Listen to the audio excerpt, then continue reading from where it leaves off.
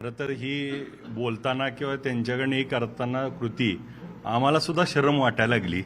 आम्ही राज्यकर्ते म्हणून आहोत, परंतु आपण बघितलं असेल तर आपण आज राज्यामध्ये एवढी परिस्थिती असताना सरकारने निकष आणि अटी ह्याच्यातून बाहेर यायला तयार नाही. आज नेमकी शेतकऱ्याची व्यथा काय आहे आपण सगळ्या आज दिवसभर बघितली आहे. मला यातले आपल्या मुद्द्याच्या माध्यमातून जसं आपण बघितलं NDRFचे नियम जे 8,500 आहे, 14,000 आहे आणि आपल्याला 22,000 आहे. मग ही मदत पुरणार आहे का?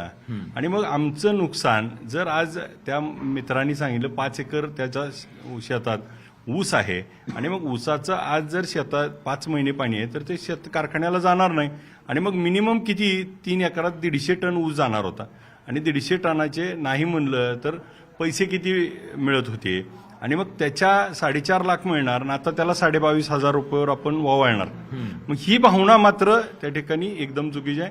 तर आपण बघितलं नेहमी सगळ्या शेतकऱ्याला 50,000 रुपये द्यावं. मी असं म्हणतोय की आता पंचनाम्याचा अट्टासच नको.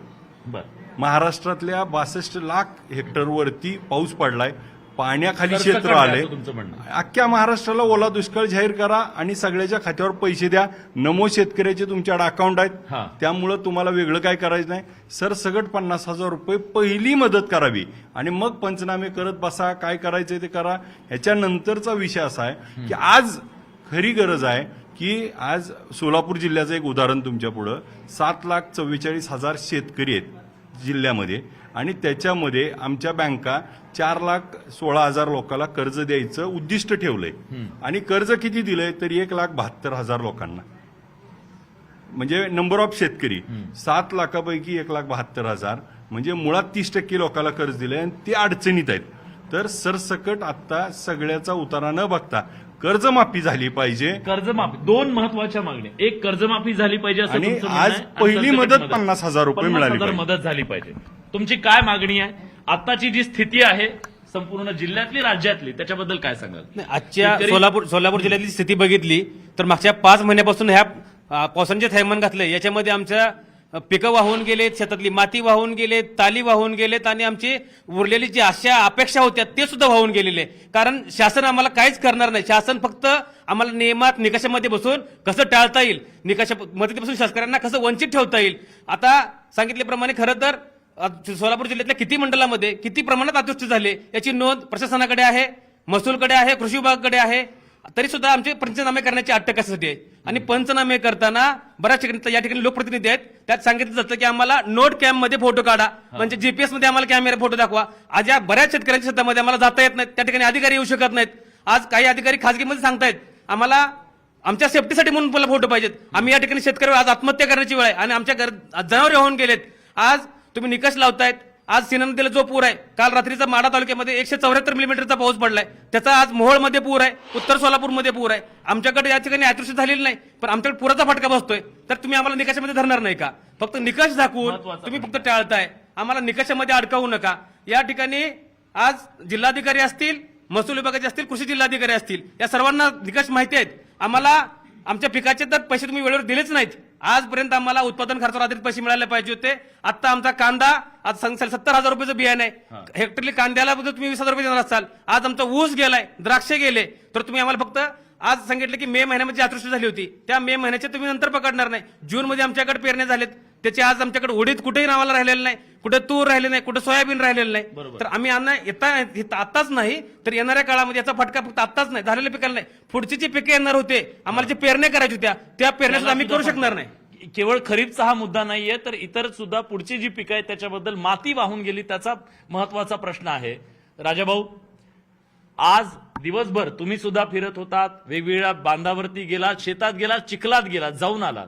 शेतकरी धाय मोकलून रडतोय, तुमच्या पुढे हात जोडतोय, जा सांगा म्हणतोय त्या सरकारला, नेत्यांना जाऊन सांगा की आमचं दुःख काय आहे. तुम्ही बोललात का कुणाशी? पोहोचलंय का तिथपर्यंत इथलं दुःख शेतकऱ्याचं? मी सुरुवातीला तुमचं म्हणजे मीडिया तुमचा या वगैरे म्हणून नाही, परंतु मी तुमचं खरोखर मनापासून आभार व्यक्त करतो की गेल्या 10 दिवसापूर्वी तुम्ही कांद्याची व्यथा बडे मुद्द्यामध्ये मांडली आणि दुसऱ्याच दिवशी 1-2 दिवसात मी माननीय मुख्यमंत्री देवेंद्र फडणवीस साहेब यांना भेटलो. तातडीनं त्यांनी पणन मंत्र्यांना आदेश दिले आणि त्याच्यावरती काही उपाययोजनाच्या काही प्रक्रिया सुरू झाल्या. आज खरं पाहायला गेलं तर तुमचं मनापासून मी आभार व्यक्त करतो आणि माझ्या शेतकरी बांधवांना 10 वेळेस तुमच्यासमोर नतमस्तक होतो. कुणासमोर पाया पडू नका, कारण तुमच्या जीवावरती तुम्ही जे झटताय किंवा काम करताय त्याच्यावरती सगळ्यांचं भवितव्य, राज्याचं, देशाचं, सर्वांचंच अवलंबून आहे. त्यामुळे तुम्ही बळीराजे आहेत.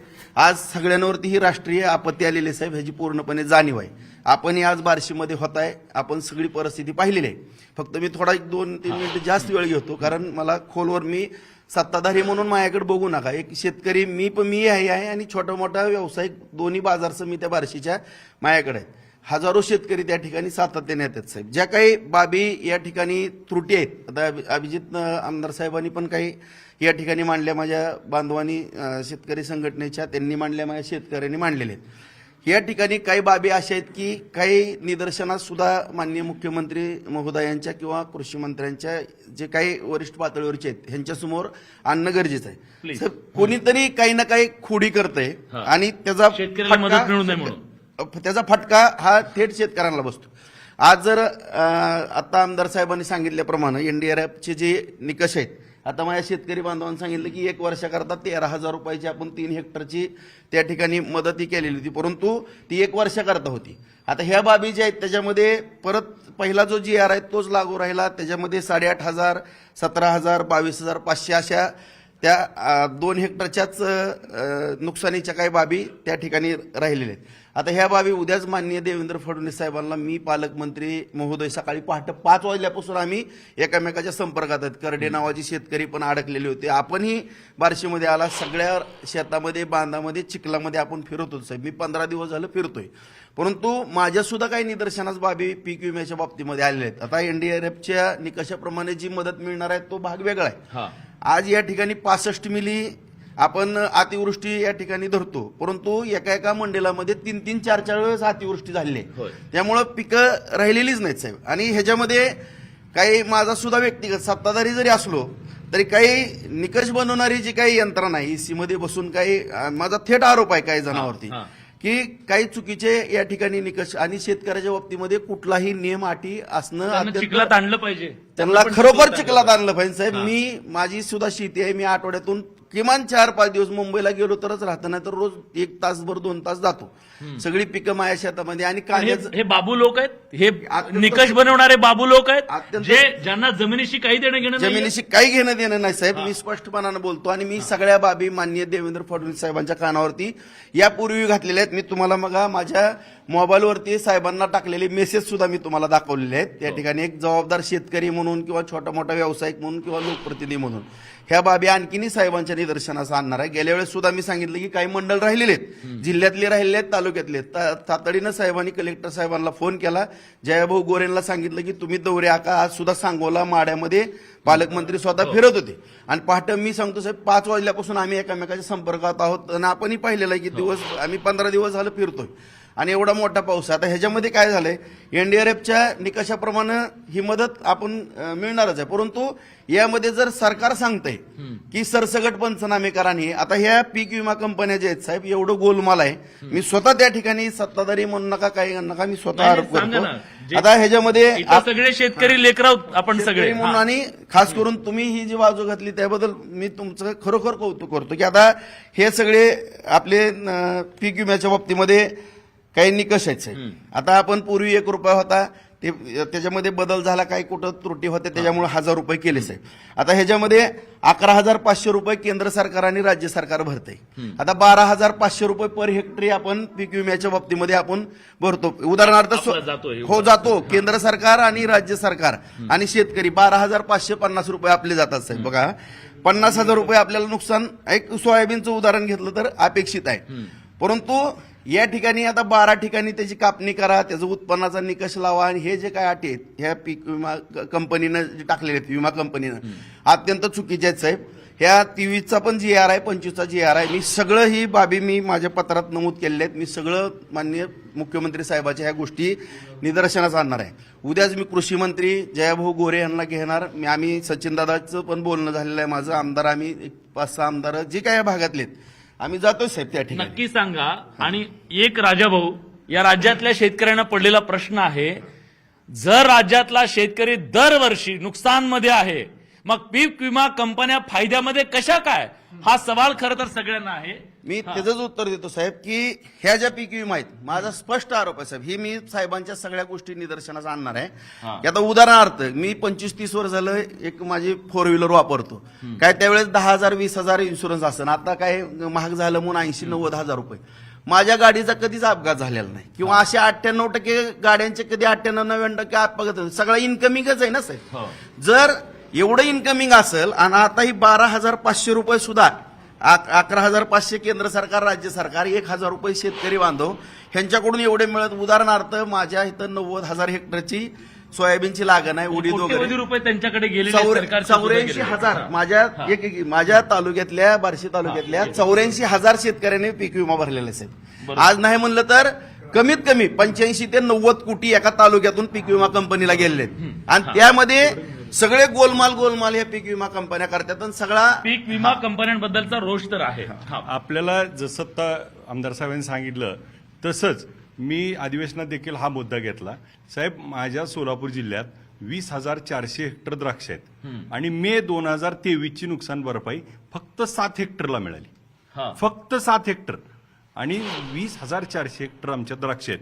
आणि मे 2024 ची 20,400 हेक्टर पैकी 33 हेक्टरला मिळाली. याच्यावर कृषी मंत्र्याला उत्तर देता आलं नव्हतं. मी अजय लक्ष दिला.